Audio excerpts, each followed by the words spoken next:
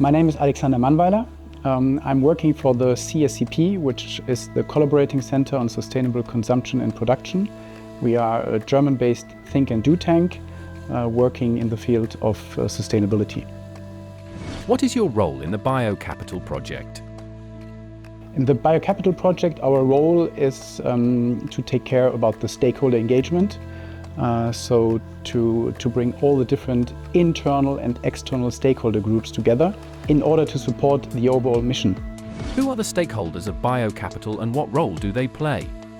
The most important, I would say, stakeholders are the use cases, because that's where the action will be developed. We saw that every use case has its own environment, and this will be the part where there will be the music in the project. What are the challenges associated with engaging stakeholders in the area of biodiversity?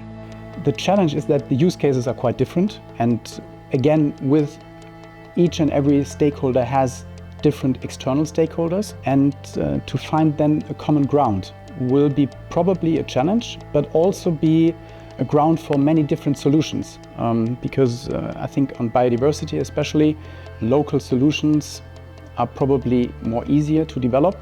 And we will need to find then a common ground which will be scalable. And this will be the challenge, but I think we will learn from each use case, and this will help us.